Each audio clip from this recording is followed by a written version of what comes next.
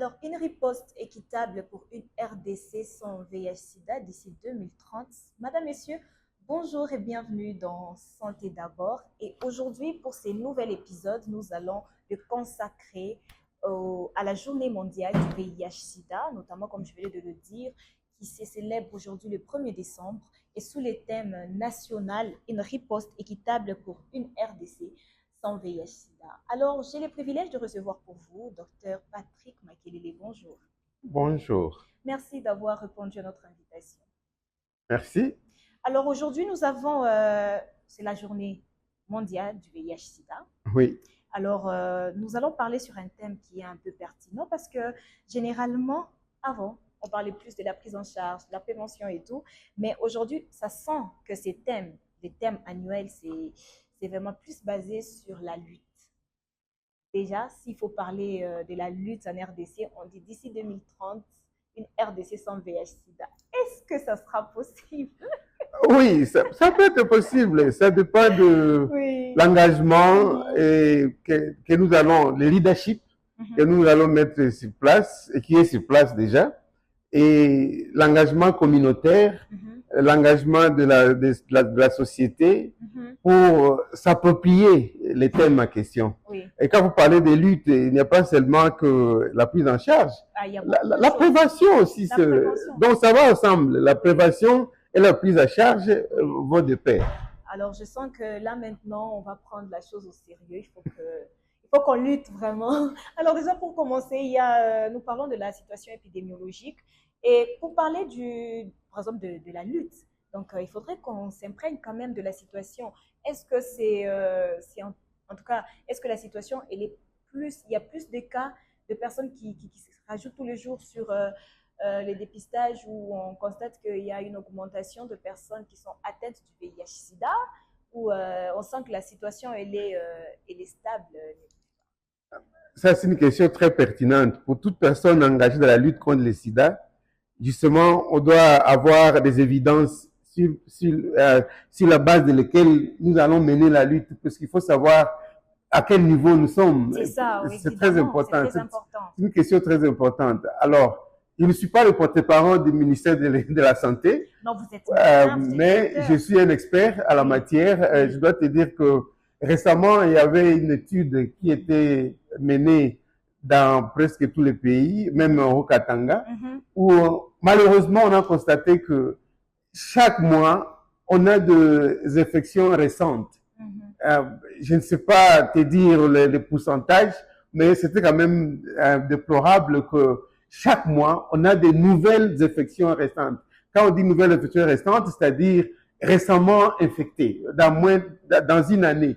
Alors, quand nous luttons, nous pensons qu'on va stopper la contamination. Oui. Mais quand nous avons affaire à des personnes qui ont été infectées il y a une année, oui, on s'est dit que nous avons encore du fil à retordre. Oui. La lutte doit encore être menée sérieusement pour que nous puissions stopper la contamination. Alors, ça, je peux te dire. Au niveau du Haut-Katanga, on a appris aujourd'hui, par la bouche de la secrétaire de PNMLS, oui, par les PNMLS, que nous sommes aux environs de 2,7%. Oui. Ça, c'est les données aussi d'une étude épidémiologique, une enquête nationale qui est reconnue dans les documents d'IHS.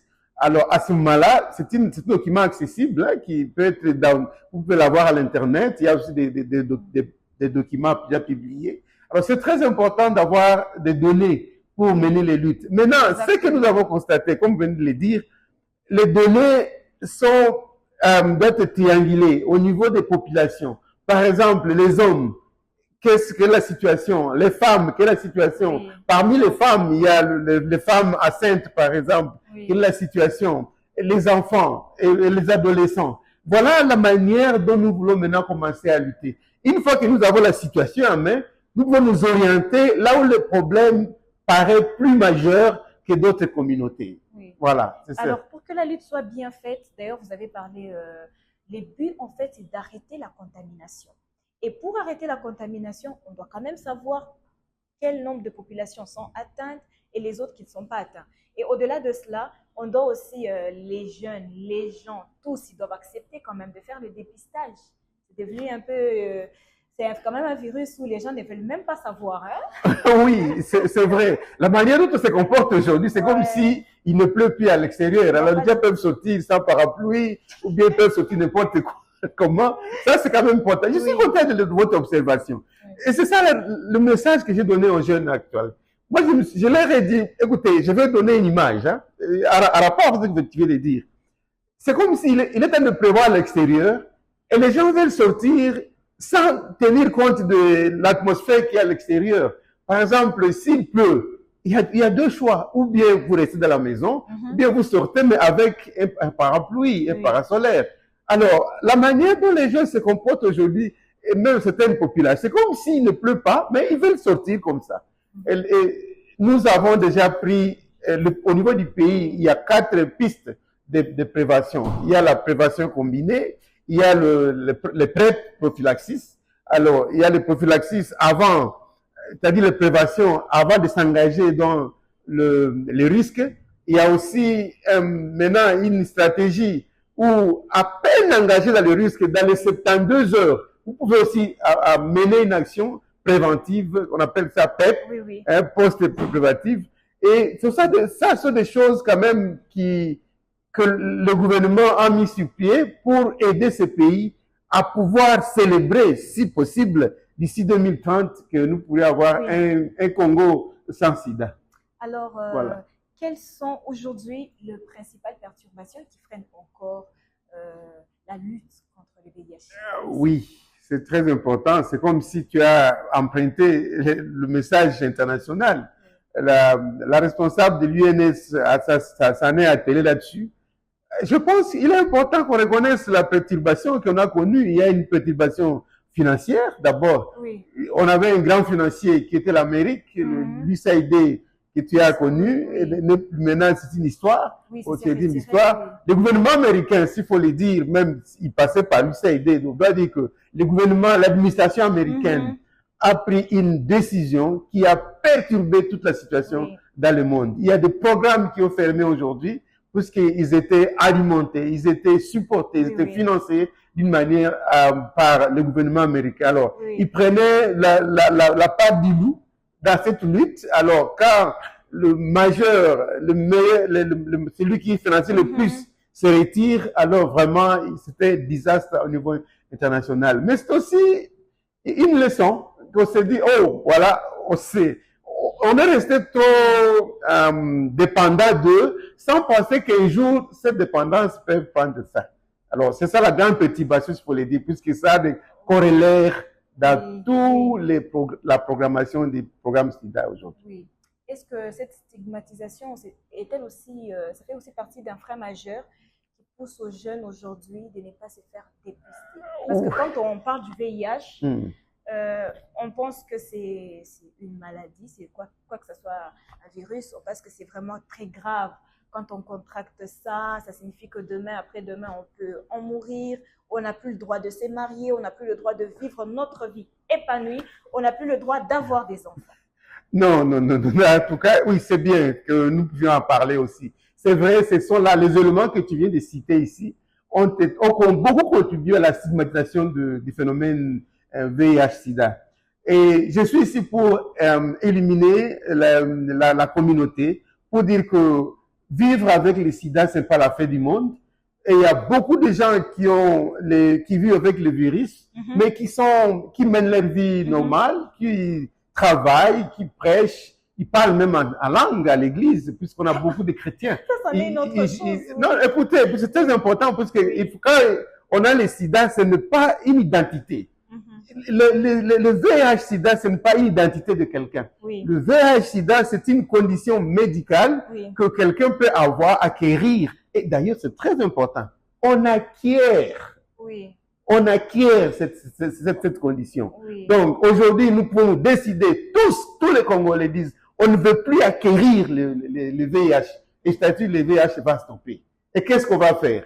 La première des choses, d'abord, prendre conscience que s'approprier la lutte doit d'abord être individuelle. Si chacun prend conscience que le sida et le VIH, c'est un problème personnel, à partir de là, nous allons faire un pas. vers la lutte contre ces phénomènes, ces fléaux qui a vraiment ravagé le monde. Nous sommes contents aujourd'hui puisque on a quand même franchi un pas.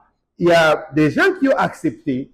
Il y a des médicaments qui ont été qui ont été fabriqués et qui permettent les gens de vivre leur vie normale en vivant avec le sida. Oui. Alors, le VIH. Et puis, il faut séparer deux choses. Hein. Quand on parle de VIH et SIDA, c'est autre chose. Et SIDA, c'est autre chose.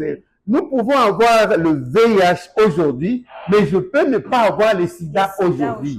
Le VIH, c'est un virus qui peut être infecté, alors que le SIDA, c'est une condition, je disais, c'est le stade final de l'infection à VIH. Oui. Alors, il faut vraiment séparer les choses. Alors, le mot A dans le SIDA est très important. On acquiert cette condition ici. Alors, si nous décidons de ne pas acquérir la condition, menant bien notre comportement sexuel, et puis, n'étant les femmes enceintes bien testées au niveau prénatal, à la conception prénatale, et là, j'ai rejoint la volonté du président de la République qui s'est dit, en tout cas, il ne veut plus voir un enfant congolais être infecté par le sida. En tout cas, il a dit, il ne veut plus un enfant être contaminé au Congo. Alors, c'est très important. Alors, pensez-vous que nous avons une chance d'atteindre l'objectif de 0 sida en RDC? Avec tout ce que vous venez d'énumérer comme le principal perturbation. Oui, nous avons cette chance puisque nous avons une volonté politique. Oui. Déjà au Katanga, nous venons de la célébration de la Journée mondiale SIDA et je peux te dire que c'était vraiment lancé par les gouverneurs. Et le gouverneur demande son représentant. Ça, c'est déjà une bonne volonté, c'est-à-dire la volonté politique est là. Et puis, il y a l'engagement communautaire, c'est très important. Si la communauté n'est pas impliquée, alors à ce moment-là, il faut aussi, on ne va pas atteindre notre but. Voilà. Donc, il y a d'une autre part l'implication de chefs étatiques, il y a aussi l'implication de la population. Voilà, c'est ça. Alors déjà, puisqu'on parle de freiner la contamination du VIH, est-ce que, docteur, revenons un peu à ce qui est réel ici chez nous. C'est une question que j'ai essayé de frôler en tout début, mais que je voudrais un peu qu'on partage avec toutes les personnes qui nous suivent en ce moment. Oui. On parle souvent de « j'ai un partenaire qui n'est pas porteur, mais moi, par exemple, je suis porteuse du VIH. Est-ce que je peux me marier à cette personne et envisager avoir 2 enfants sans que ces derniers ne soient aussi atteints? » C'est très important. En tout cas, il faut dire que la science a fait un grand pas dans ce sens. Oui. Il y a ce qu'on appelle le PrEP, la prophylaxie pré-exploratoire. C'est-à-dire, avant d'être exposé, vous prenez quelques médicaments qu'on appelle PrEP, et ces médicaments existent. Ça, vous pouvez vivre avec. Nous l'encourageons beaucoup pour les personnes. C'est le couple discordant dont tu as parlé. Oui. Et nous l'encourageons beaucoup à la personne qui n'est pas infectée d'être sous PrEP. Ce sont des ARV, aussi, mais qui ont un rôle de prévenir la contamination. Alors, la personne qui est infectée doit être maintenant sous traitement, sous ARV, et il est suivi. Il y a un indicateur très important pour la personne là qui est infectée, c'est la charge virale. Okay. Quand la charge virale est supprimée, c'est-à-dire elle n'est plus détectable à la machine au laboratoire. Oui. Et je ne dis pas que, c'est-à-dire le virus n'est plus là, mais la machine n'est plus à mesure de détecter la charge virale. C'est-à-dire la machine a atteint un seuil où elle ne sait plus détecter la charge virale. À ce moment-là, je vous assure, presque à 100%, nous pouvons dire qu'on aura affaire à une vie sans sida. Et c'est pourquoi d'ailleurs on dit, en anglais on parle you equal you, c'est-à-dire undetectable. Si ce n'est pas détectable, il ne peut plus être transmissible. Oui. Voilà, c'est ça. Et c'est là où nous voulons y arriver justement. Oui. Tout le monde qui est infecté doit être sous ARV. Et la charge virale, notre but, c'est arriver à la charge virale supprimée.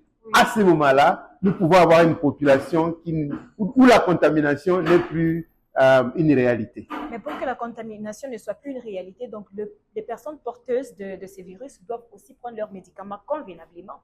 Oui, il y a un élément très important. Tu es bien formé, hein? C'est l'adhérence. Oui. L'adhérence. Alors, c'est-à-dire prendre les médicaments tels que prescrits avec les normes qu'on a données, accompagnés de rendez-vous. Quand on vous dit, par exemple, vous allez venir tel jour pour le médicament, vous allez venir tel jour pour le suivi clinique, l'examen clinique, tel jour pour la charge virale. Alors, si vous prenez le médicament tel que prescrit, avec la dose prescrite, au moment prescrit, et respecter tous ces engagements, alors ça sera important. Oui. Il y a un élément important qui complique l'adhérence. Vous l'avez dit, c'est les stigmas. Oui. Et les stigmas, puisqu'on va encore en parler, il y en a encore dans notre milieu, ce n'est plus une maladie mortelle. Oui. Et ce n'est plus une maladie, il ne faut plus commencer à dire que non, le pécheur, j'ai péché, c'est pourquoi j'ai été le sida. Non. Mais il y a les papillomavirus, il y a bien plus que ça. Hein? Oui, les infections sexuellement transmissibles, il y a plus que ça. Oui. Bon, on parle du sida parce que c'est une maladie, on dit par exemple, n'est pas curable. Mais bon, les gens vivent normalement avec ces virus ici. Alors, c'est ça. Moi, je pense que le message religieux est aussi très important. Oui. Puisque on ne pas dit que puisqu'on a été infecté, c'est-à-dire on est pécheur, on n'est plus pécheur que d'autres, non. C'est une condition que même un prêtre, même un pasteur peut avoir. Mais il y a ceux qui naissent avec aussi. Oui, voilà des innocents qui naissent avec.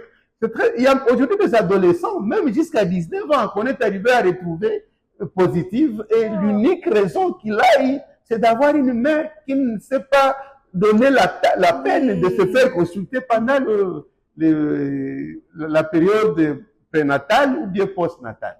Oui. C'est très important cet élément que vous venez de dire. Alors, docteur Patrick Mouchuton, si vous aviez un mot à adresser aujourd'hui à la population congolaise, plus particulièrement louchoise qui vous suivent en ce net moment, concernant la lutte contre le VIH-Sida, ça serait quoi? Voilà, merci beaucoup. On ne peut pas parler sida sans parler sexualité. Oui. Donc, nous devons être conscients de notre comportement sexuel.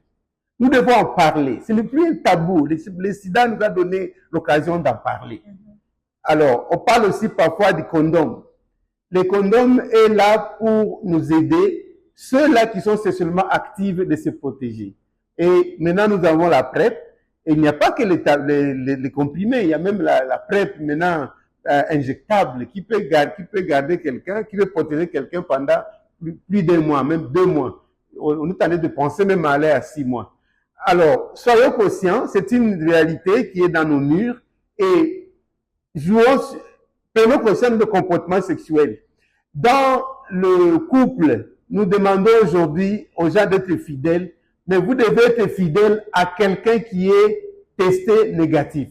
Oui. Parce que si tu es fidèle à quelqu'un qui est positif, c'est aussi un danger. Et là, je parle au couple. Oui. Je parle aux hommes aussi.